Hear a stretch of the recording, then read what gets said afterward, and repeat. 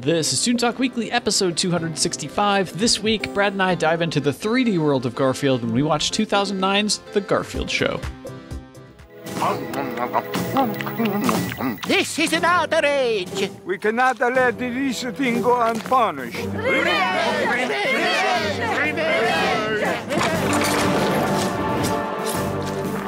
What a revolting sight, oh glorious leader! That orange monster continues to devour beings such as us! Yes, General. But thankfully, the galaxy will soon be rid of him and his entire planet.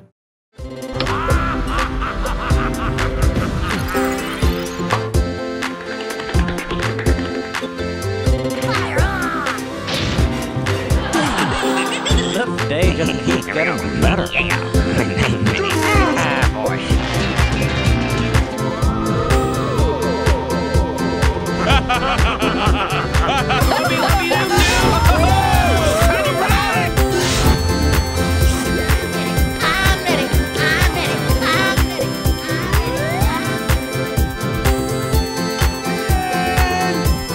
Where is that kid?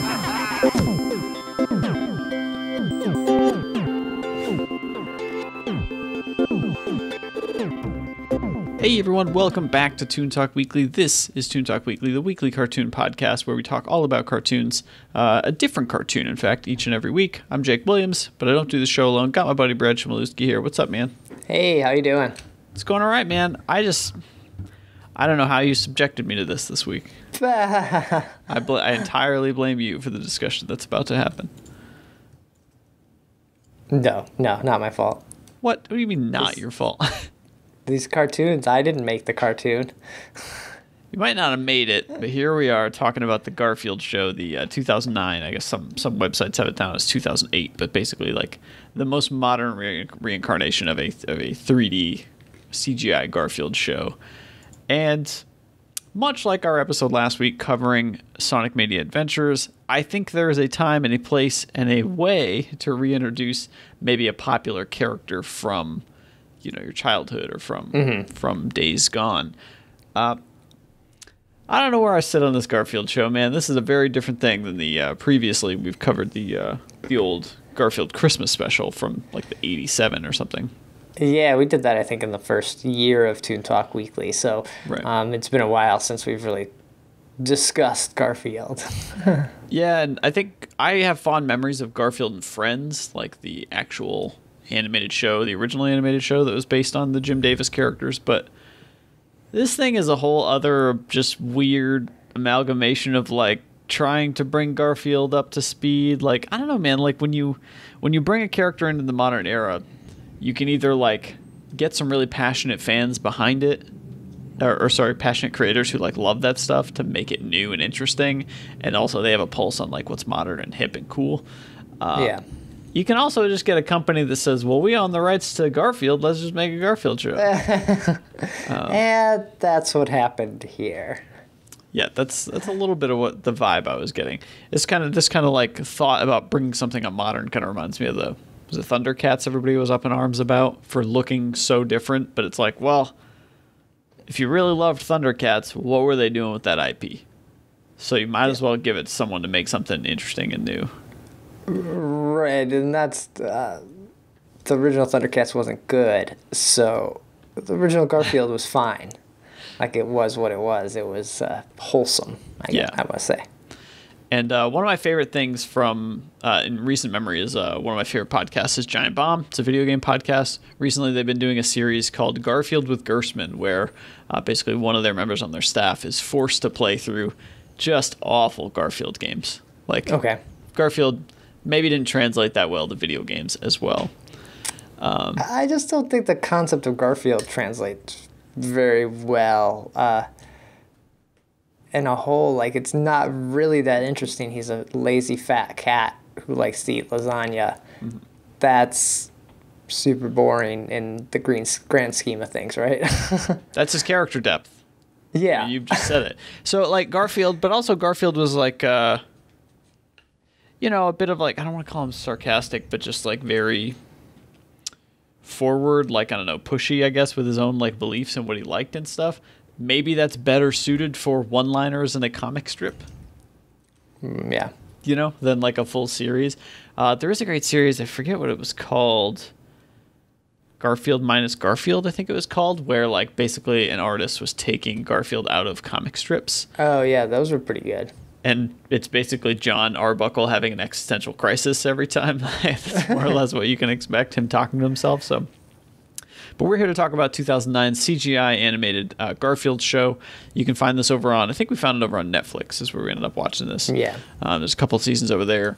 It's a French-American CGI animated TV show based on the American cartoon strip Garfield. Of course, executive produced by Jim Davis. Jim Davis also originally created the Garfield character as well as, you know, Garfield universe.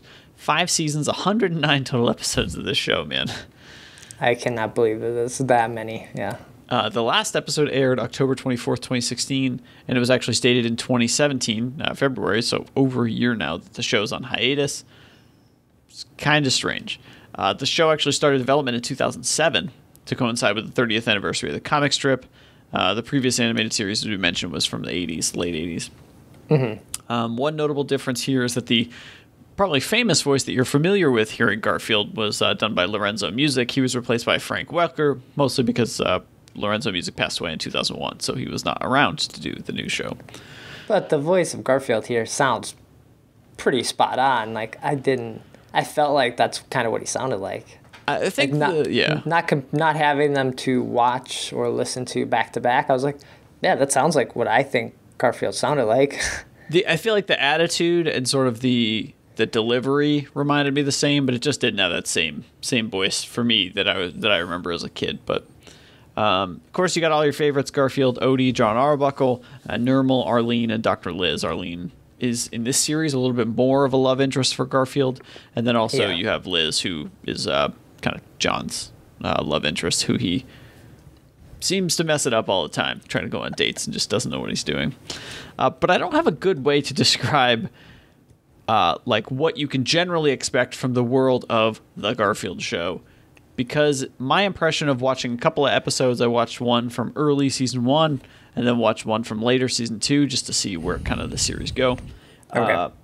It just seems like situational based episodes. Like, we're gonna throw you in this thing, there is no arc, don't worry about it.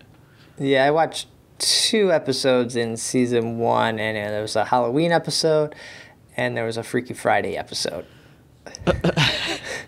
So the episodes I watched were like a sort of mistaken identity episode. We can, like, that's I guess what you would call it, or like a trading places episode sort of thing.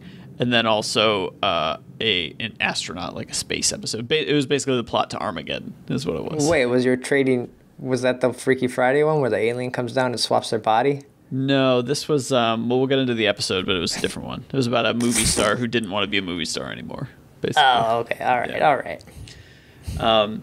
So, the Garfield Show, man. Obviously, we picked this because it's just one of those, like, hey, here's the thing. Let's check it out. Let's see what's going on, because at the outset, the promotional artwork, the marketing for it, looks pretty neat. I will say that I think my attitude changed very quickly about it as soon as I jumped into the show, as soon as I started scrubbing through the show before picking some episodes. Because there's something about the show, I'll just say up front, feels very unfinished. It reminded me a lot of like a shadowless Jimmy Neutron vibe. Because I think we have fond memories of shows like Jimmy Neutron and early CG television cartoons, but don't remember that stuff was pretty rough, man. Like, whether it was lighting or the depth in scenes or the detail in some of the stuff. Like, and this was 2009. I mean, it's 10 years ago now, but still. Yeah, and a lot of those 3D cartoons now they're rushed out because it's cheaper to do, and once you have those made, you can kind of just like, it's almost on autopilot, right? Like, anyone could just like, hey, go in here, make Garfield walk this way, and we have an episode. Yeah, and I don't remember what the most recent one, we did a CGI show recently too, in the last like couple of months. I can't quite remember what it was, but I think we both sort of hit on the fact that we assume, knowing our own production pipeline and motion graphics and doing commercial animation, 3D takes a lot longer to get good, to look good, to have the models look nice, to have rigs work well. and all kinds of stuff, especially adding in render time, that it's fairly obvious here, and I saw it, I think, in both of my episodes, that they just reused some shots that they had. Yeah.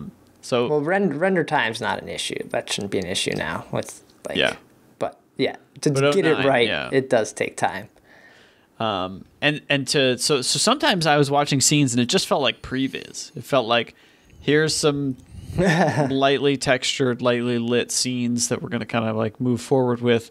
Now, don't get me wrong, it did have like also an early vibe of if you ever played any of like the early Simpsons video games, that was just like everything was very flat color, but also very bright and colorful. It's kind of interesting. But dude, then totally opposite that.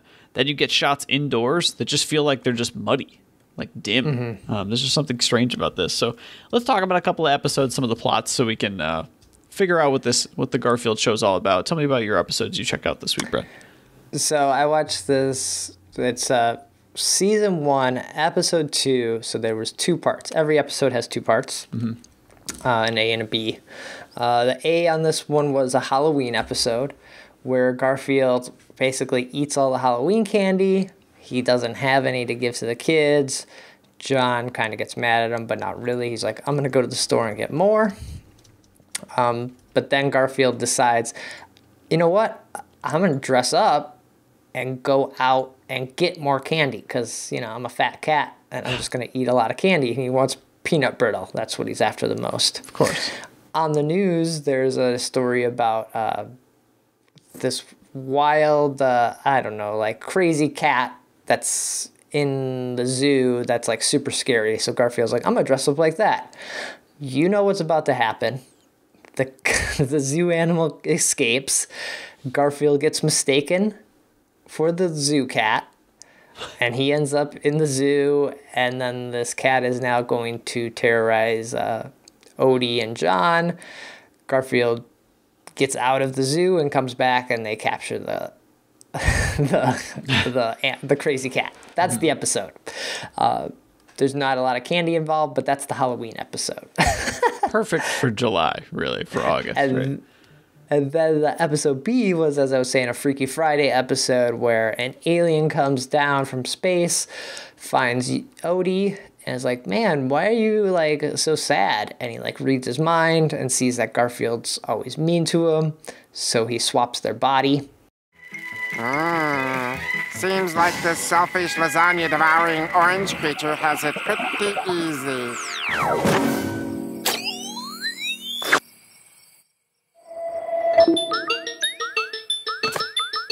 It is time to turn the tables and make things right.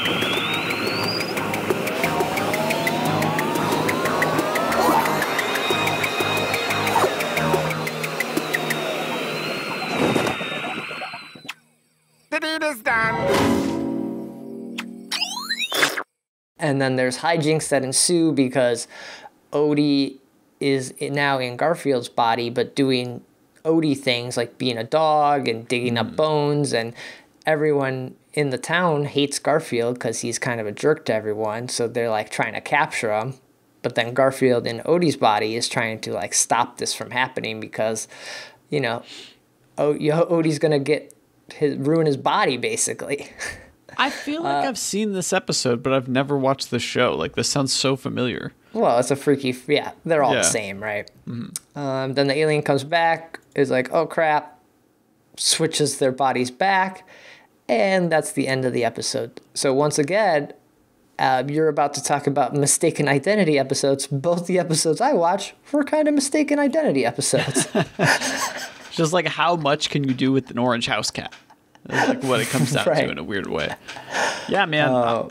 I checked out what effectively was episode 17A of season 1. This was called Fame Fatale, and it was that there was an identical cat to Garfield named Sir Leo, who's like a British movie star, and he like didn't show up on set one day because he's just so strung out, you know, the Hollywood life, like all these movies and junkets and all this stuff he's got to do. So this is Parent Trap then, right? Or no, this is trading places with Eddie Murphy, right? Yeah, kind of, because it turns out Jon's love interest Liz is also a vet, and it happens to be Sir Leo's vet, And it's like, oh, they had to like sneak Sir Leo into the house. And Jon says, yeah, Liz, happens to be Sir Leo's vet. He's just really strung out. Like, he needs some time off. So, he's going to stay with us for a little while. And it becomes him and Garfield discussing how their lives are. And Garfield thinks the movie business is easy. And somehow the fans find out. The paparazzi crowds their house, knows that Sir Leo is here. And Garfield says, like, well, I'll just beat you. Like, can't be that hard, right? So it turns into Garfield, like, wearing his sunglasses. That's really the only differentiator between the two, is that Sir Leo always has sunglasses on. Okay. Garfield like signs autographs. He does he goes to commercial shoots, and them trying to show how hard commercials are or acting is just showing how many takes it takes Garfield to say meow one time the correct way in a cat commercial. It gets to the point where Garfield tries to switch back, but Sir Leo's like, nah, man. I'm living a great life. I'm enjoying these lasagnas and fish sticks and like whatever else I can eat here. My trainer's not here to stop me. So Garfield then goes on this crusade to try and make Sir Leo look bad so that people will go away. Will hate him. Yeah, but it ends up just getting him more publicity. It's not until he starts doing mean stuff like tying up Odie and then pieing him in the face, and people are like, man, that cat's really mean. Or some girl asks for an autograph and he just draws her face and makes her look angry or something like that. So ultimately they switch back places, having learned a little bit more about the life of the other. But it was just like, okay, I feel like I've, seen this sort of, like you're saying, Parent Trap or whatever, or Trading Places might be type of episode. Man, I wish I could remember. I really should have written down the... this episode, I will say, was pretty enjoyable. I jumped into an episode from season 2. This would be episode, let's see here, 4A. It's called Roid. Okay. Did season 2 look any better or no? No, exactly the same. That's why I did it. I was worried when I first started watching the first episode. The lip sync looks a little bit off. Some stuff is a little bit rough around the edges. There was like brief like clipping in some of the 3D models and things that just bugged me. Crap, man. There's a scene where in the last episode, the two Garfields are looking at each other. If you really look at how his knees are bending, they're like bending into his foot for them to get a shot correctly. It just seems so. And don't get me wrong, dude, it's a show for kids. So like no kid's gonna see that and think of it. But like, right, some stuff's just very strange. So I will say this episode had some good chuckles into it. I wouldn't say like huge laughs or anything like that. But it's called Roid, and essentially. There were these aliens. I guess they had shown up in a previous episode, but Garfield is sort of like every day, just devouring pasta, eating all these lasagnas. And there's like a little ravioli drone, like alien ravioli, that's like flying around him, beaming back a feed of what he's doing, eating all this lasagna, to this lasagna planet where the citizens are all lasagna. And they're like, we can't stand for this tyranny. This cat has been eating our people for far too long. So they decide to finally wage war on him, and they're actually cool. They're like talking lasagna with limbs and stuff. Like the chieftain, is like a really tall lasagna, which is pretty great. Okay. And they say, we're gonna get back at him. Let's launch an asteroid at him, or a blastoid. So they have this like big machine that takes. There's all these around their pasta planet. There's all these meteorites floating around, or meteors, but they're actually meatballs, and they launch one of those towards Earth. Which sets up big news like coming in, like radar everywhere around the world. It's like, oh my God, this meteor is going to hit Earth. Like, it's going to destroy everything. What can we do? One scientist has created a spaceship that can go up and land on the asteroid to basically blow it up and take care of it. Armageddon style, right? Exactly. And there was a great line in here where they didn't know who could be the astronaut. Oh, there's nobody to fly this plane. And they said, well, the astronaut suits and the rocket were designed specifically by a cartoonist. And it's like a perfect Garfield and Odie spacesuit. So they're the only people in the world that could go fly this thing. What are the chances? We have a rocket ship that could fly up and destroy the asteroid before it reaches us. Thank goodness. You said it. The problem is that no one can fit into the rocket in order to fly it. You say that the spaceship's cockpit was designed by a former cartoonist? Yes, and for some reason, he designed these spacesuits in the shapes of an obese pussycat and an empty-headed puppy dog. Our only hope is to find someone who fits into these spacesuits, who could therefore fly the rocket up and save the world. But Garfield, I'm gonna get. Can I guess what might happen in this? Oh yeah, I want you to guess. Like, of course, they're gonna land, and then Garfield, they can't blow it up, so Garfield decides he has to eat it all, right? Oh yeah, exactly. I think they try to detonate this little bomb until Garfield realizes it's meatball, and he's like, "Oh, I just can't stop eating this." It builds on it though, because now Garfield, tethered to the ship, is now the size of the meatball. So now Garfield is the meteor. So like he has become the asteroid that's going to hit Earth, basically, because he's eaten the entire meatball. Because he's so big now. Yeah. And they're still propelling towards Earth. It's not until Odie realizes like he can jump on him and make him burp and fart that he gets real small.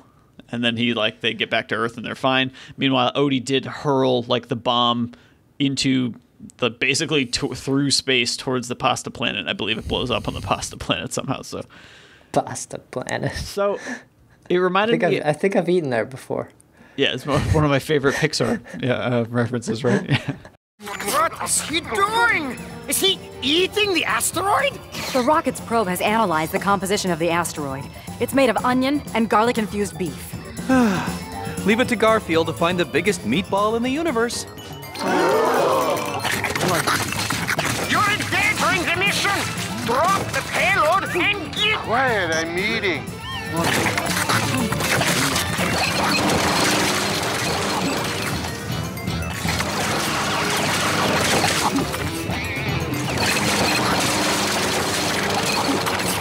Can the creature really eat the entire blasteroid? Yes, it can. I have seen it dining before. It is insatiable.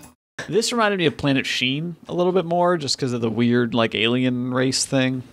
Mm-hmm. So, if anything, it was pretty interesting, but yeah. Isn't that, like, part of the episode of, there's that Futurama episode where they eat those little creatures that taste like popcorn? I think so. They get mad because they're eating, the humans are eating all their children. Right. Or even like we just watched Summer Camp Island, and the character tries to eat a marshmallow, and the marshmallow is like a living thing. Yeah. It's a strange thing. So I've said a lot of my thoughts on the Garfield show, but Brad, now you know the plots of a handful of episodes, and you watched some yourself. What were your thoughts on the show? Yeah. Definitely you have no reason to watch this, like actually watch it. You can have it on and kind of know what's going to happen. You could read the descriptions of the episodes. And like I said, I just guessed that one. Like, you're going to know what happened. Like, they are so generic. It's like, hey, we're going to take Garfield, maybe outside of, like, Mickey Mouse or, some of the, like, top tier cartoons. Like, he's one of the most recognizable thing or cartoon characters out there. Yep. We're going to take him and put him in every generic situation there has ever been. That's kind of what it feels like. Yeah, and that's going to be the show. We don't really even have to think about writing these episodes because they're already written. Well, they're basically written probably by bots. Like, it's almost one of those shows. For a while, people were talking about all those like YouTube kind of kids algorithm computer generated shows. Yeah, this could totally fall into that camp of, this wasn't made by people. Yeah, there's just something missing here. For Garfield being such a beloved character, I think we'd both recommend stick to Garfield and Friends, the old 80s, 90s show. Like, that show had a lot of good stuff in it. As well as, like, that show featured a pretty large cast of like a lot of other animals that also kind of helped support Garfield, so that kind of helped out. But maybe we got unlucky, and there are some arc episodes where you, like, meet recurring characters and develop relationships a little bit more. But, of course, a property like Garfield, like, you're not looking for that, like, deep, engaging, character-driven story, I think. No. Both my episodes had Nermal. Is it Nermal or? Nermal, yeah. The cat they don't like, they always put in a box and send to Timbuktu or wherever. Yeah, so she or he, like, I think it's a boy, but I thought it was a girl in Garfield and Friends, but I think it's actually a boy. He was in both episodes I watched. He was in neither of the ones I watched. Yet I've seen there are multiple Garfields in my episodes. So, so kind of an interesting thing to know that it exists. Again, the look, doing 3D art and 3D animation is like a massive undertaking. We totally understand that. But of course, looking at some of the other properties out there, like it's pretty bland. Like it doesn't pop or stand out to be anything else. And some of the reviews I read for the show seemed like they went easy on it. I'm not saying trash it, but they just said like it's a thing. But like even I've seen people online go back and talk about Toy Story and be like, man, hard to watch Toy Story 1 now because you see the shadows and the reflections and things aren't as polished as they are now. Like that's maybe the hardest thing about 3D animation, that we have seen people starting to go back to like 2D hand-drawn stuff because it kind of looks the same as you move forward through time, but 3D animation changes so much that it dates shows very quickly and dates movies. And so that kind of becomes a problem, really. Right, and if you get to a point where I think even the cell stuff coming back or hand-drawn stuff coming back, you get to a point where if a computer is the tool that lots of people can make it, stuff starts to look the same, right? And then now you're like, well, I want a hand-drawn approach by this artist style or this team of artist style, that kind of thing. So, I don't know. So, I think we're going to recommend stick with Garfield and Friends. If you really want 3D Garfield, there's a ton of it on Netflix because there's a ton of the episodes are over there. But I don't know, man. It's it made me like sad a little bit. Like I was like, oh, Garfield was one of the characters up there with Sonic the Hedgehog and some others as a kid that I was just a good character that I liked. Seeing him like this just makes me not feel good. I don't know. It's a weird feeling. So yeah.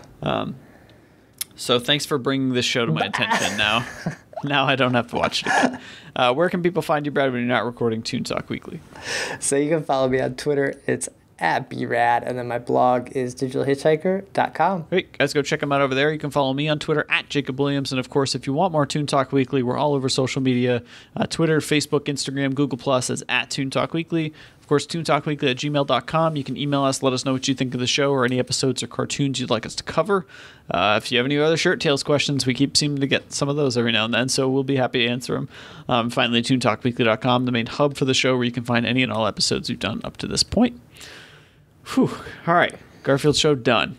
So we'll see what we come up with next week, but that's going to do it for this week's episode of Toon Talk Weekly. We'll be back next week. Another cartoon. Take care.